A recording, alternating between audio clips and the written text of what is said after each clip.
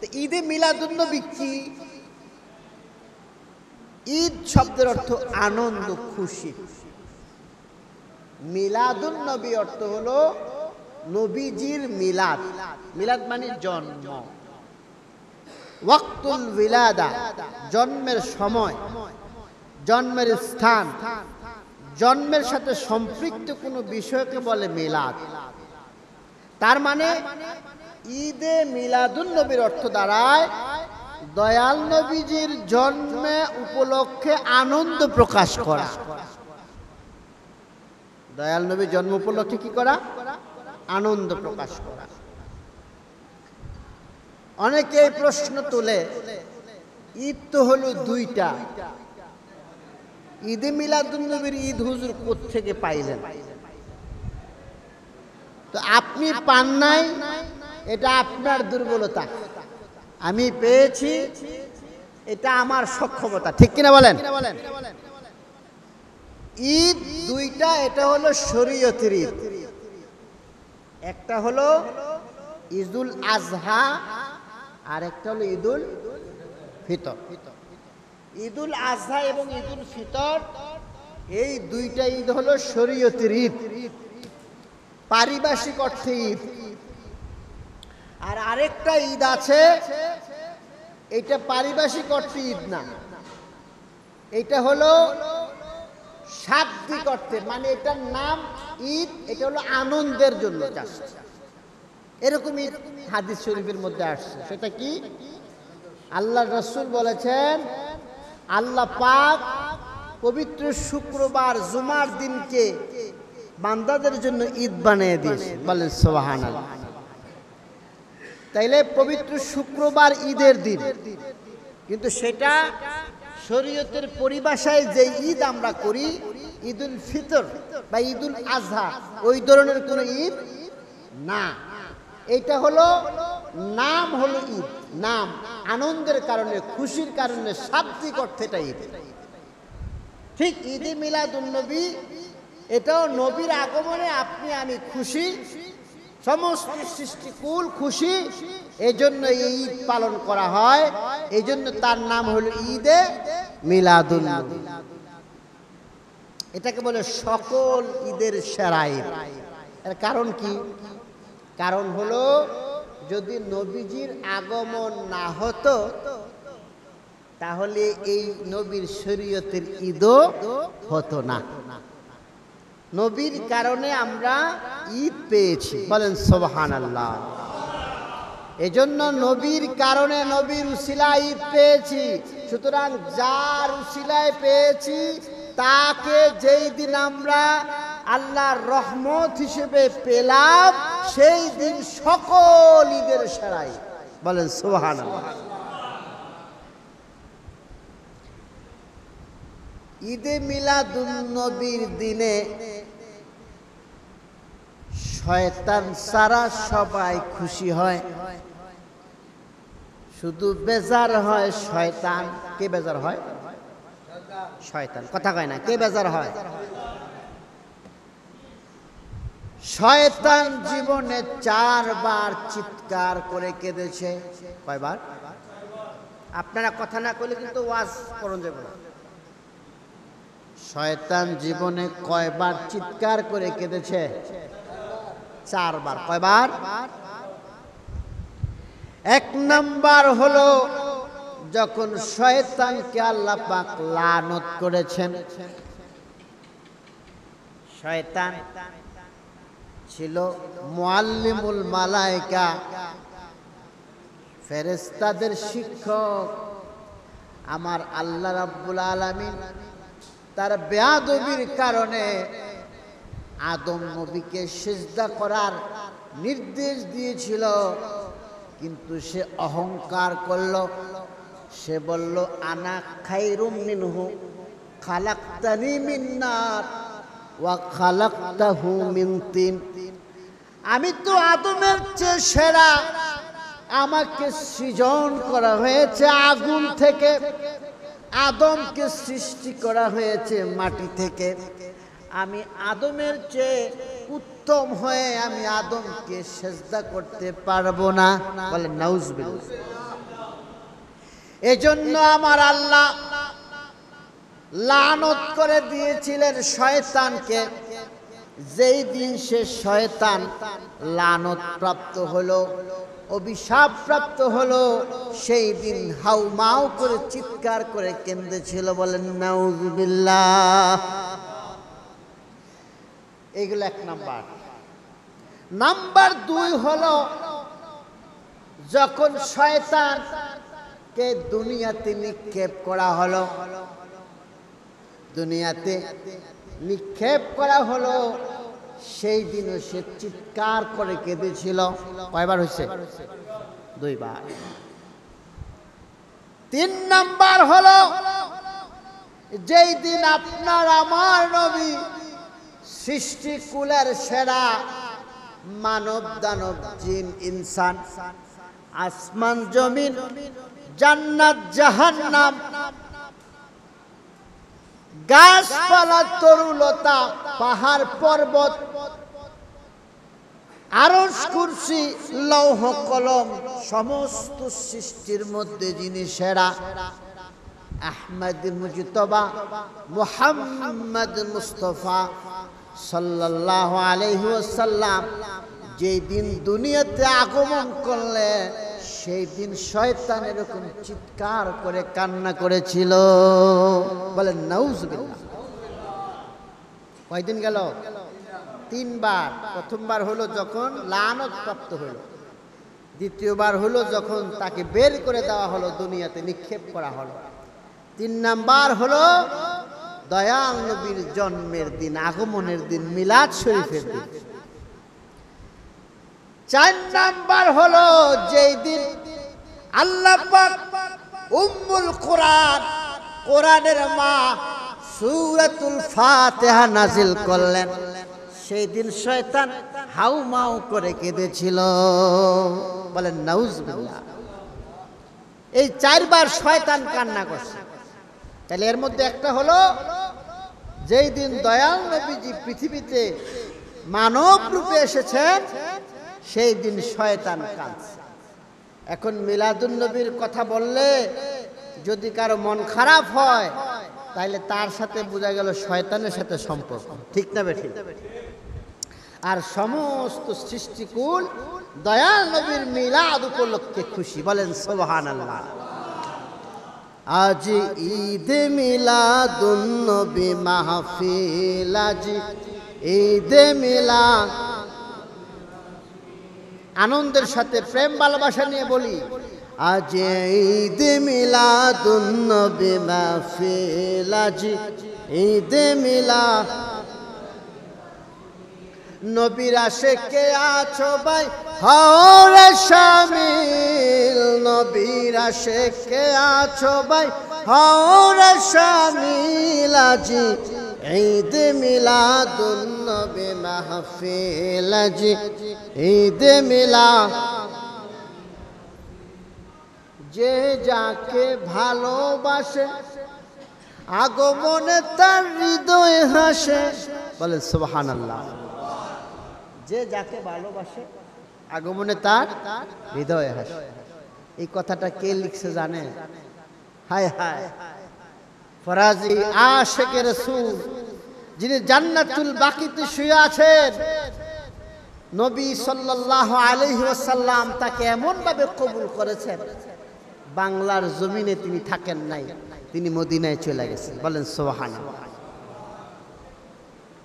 যে যাকে ভালোবাসে আগমনে তার হৃদয় হাসে, যে যাকে ভালোবাসে আগমনে তার, সবাই বলতে হবে, যে যাকে ভালোবাসে আগমনে তার। নবীজিরা আগমনে আনন্দ মাহফিল, নবীজিরা আগমনে আনন্দ মাহফিল, আজ ঈদ মিলাদুন নবী মাহফিল, আজ ঈদ মিলাদ। নবীর আশিকে আছো ভাই হও রে শামিল, নবীর আশিকে আছো ভাই ইলাজ ঈদ মিলাদুন নবী মাহফিল আজ ঈদ মিলাদ।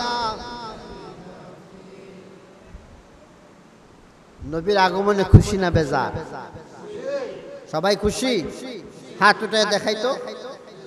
নবীর আগমনে সবাই খুশি? নারে তাকবীর, নারে রিসালাত, ঈদে মিলাদুন নবী। মাশাআল্লাহ। আল্লাহ যেন সবাইকে নবীর আশিক হিসেবে কবুল করে, বলেন আমিন। নবীর কদমে আমরা থাকতে চাই কি চাই না? নবীর দরবারে যদি মকবুল হয়ে যান তাহলে আল্লাহর দরবারেও মকবুল হয়ে যাবে। নবীর দরবারে যদি বিতাড়িত হন আল্লাহর দরবারেও আপনার জায়গা হবে না। এজন্য নবীকে চিনতে হবে, নবীর সাথে থাকতে হবে, নবীর প্রেমে পাগল হতে হবে। সারা পৃথিবীর উলামায়ে কেরাম একদিকে, আর দুই একটা চুনুপুটি বেয়াদব নবীর শানে বেয়াদবিমূলক কথা বলে, মিলাদুন নবী সম্পর্কে কুমন্তব্য করে। মিলাদুন নবীর বিরোধিতা করা নিজের কপাল নষ্ট, নিজের ক্ষতি নিজে ডেকে আনা। বলেন নাউজুবিল্লাহ। আল্লাহুম্মা সাল্লি আলা মাওলানা মুহাম্মদ ওয়া আলা আলি সাইয়্যিদিনা মুহাম্মদ। আল্লাহুম্মা সাল্লি আলা মাওলানা মুহাম্মদ ওয়া আলা আলি সাইয়্যিদিনা।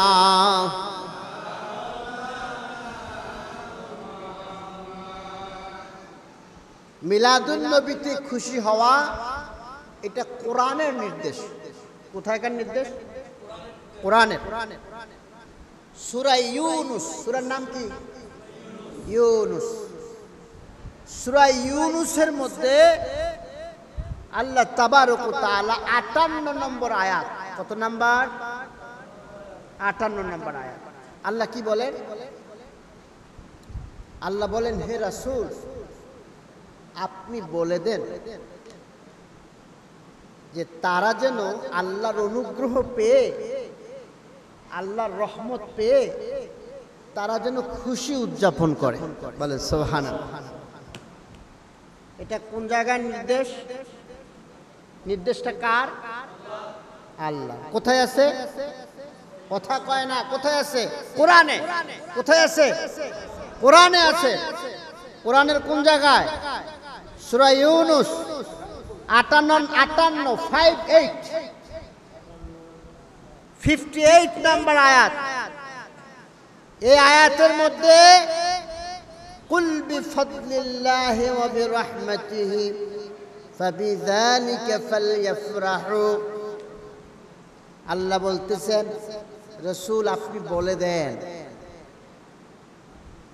আল্লাহর অনুগ্রহ পেয়ে, আল্লাহর রহমত পেয়ে যেন তারা খুশি উদযাপন করে। তাহলে আল্লাহর রহমত কে?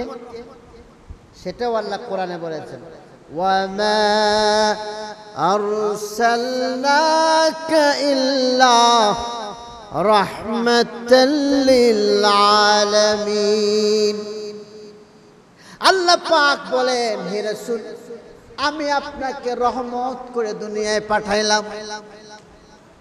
এবার একটু খেয়াল করেন, আলহামদুলিল্লাহ রব্বিল আলামিন, আর আল্লাহ রাসূলকে বলছেন রাহমাতাল লিল আলামিন।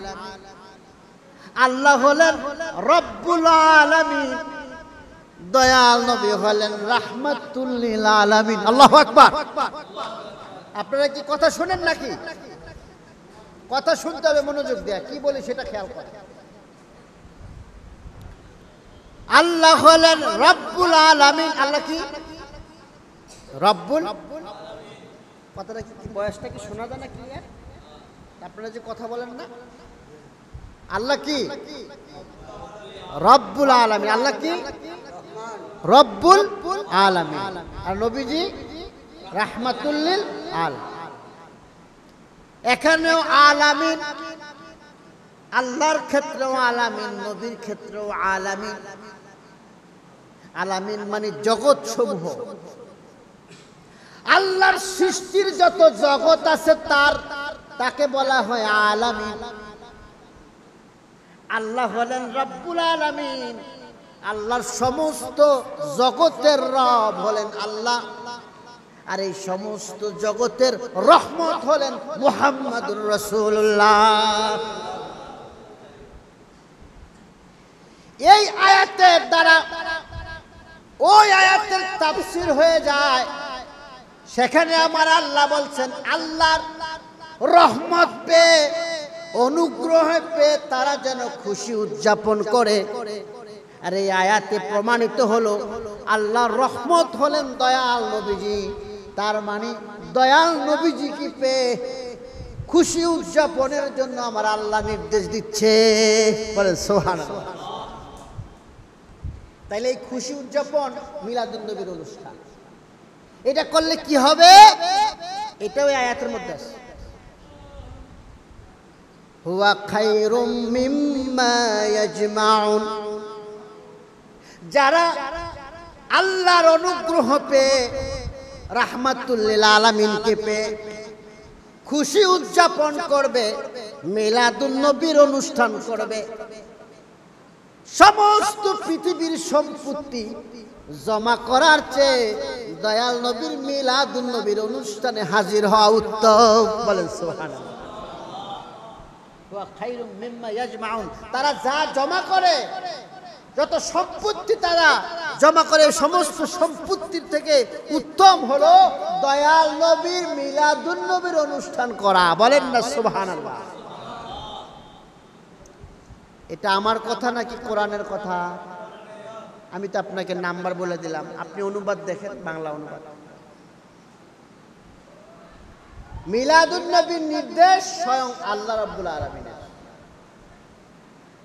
এখন আরেকটা প্রশ্ন আসবে, এই কথাগুলো বলে যায়, আমি জানি আশেপাশে দুই একটা চুনুপুটি তৈরি হইতেছে, জানে না কিচ্ছু। আলহামদুলিল্লাহ সূরা ফাতিহা যদি বলতে বলেন বলতে পারবে না, কিন্তু পিছনে পিছনে মিলাদুন নবীর বিরোধিতা করে।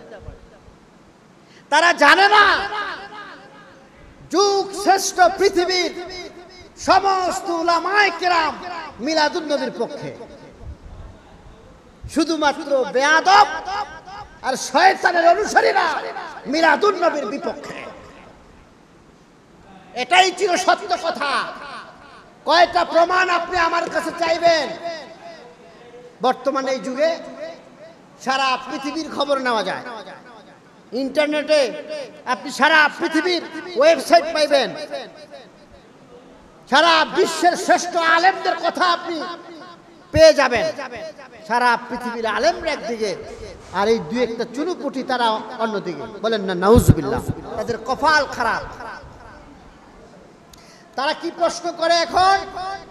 বলবে ঈদ মিলাদুন নবীতে নবীজির জন্ম, সেদিন আপনারা আনন্দ প্রকাশ করলেন, তো সেই দিন তো নবীজি মৃত্যুবরণও করেছে। নবীজির ক্ষেত্রে তারা মৃত্যুও বলে, নাউজুবিল্লাহ। ইন্তেকাল শরীফ, অত্যন্ত শ্রদ্ধার সাথে নবীজির কথা বলতে হবে।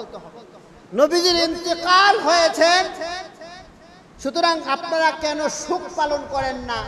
আপনারা নবীজির জন্মবার্ষিকীতে খুশি পালন করেন, মিলাদুন নবী পালন করেন, কিন্তু শোক পালন করেন না। এই ধরনের মন্তব্য তারা বলে। তাদের এই সমস্ত কথা এত ঠুনকো, এত অগ্রহণযোগ্য, এত দুর্বল, আপনি বুঝতে পারলে বুঝবেন তারা যে আসলে বাতিল। তাদের সমস্ত কথাগুলো হলো হিংসাত্মক, নবীজির ভালোবাসার বিপক্ষে তাদের অবস্থা। দেখেন এই কথার প্রশ্নের উত্তর আপনি কি দিবেন? আমি আজকে জুমার দিনে এইটার উপরে আলোচনা করেছি। প্রথম হলো ইসলামে 3 দিনের বেশি শোক নাই। ইসলামে মাসালা চাই না যাবেন, ইসলামে 3 দিনের বেশি কি নাই, শোক নাই। বাবা মারা গেল, মা মারা গেল, ভাই মারা গেল, বন্ধু মারা গেল, যত মানুষ আপনজন মারা যায়, শোকের দিন হলো কয়দিন? এই জন্য আমাদের দেশে 3 দিন শোক পালনের পরে 4র্থ দিন সে নিজে রান্না বান্না করে মেহমানদারি করে। 4 দিন পালন করলে সেটাও বলে বেদাত, বলে কি বলে না? ভালো কাজগুলাকে খারাপ বলে। এর কারণ হলো কি জানেন? একটাই কারণ, সেটা হলো তারা নতুন দল, নতুন তাদের এই ভ্রান্তি, তাদের এই ভ্রষ্ট বাতিল এই দলে মানুষকে নেওয়ার জন্য হককে তারা মিথ্যা এবং খারাপভাবে উপস্থাপন করে।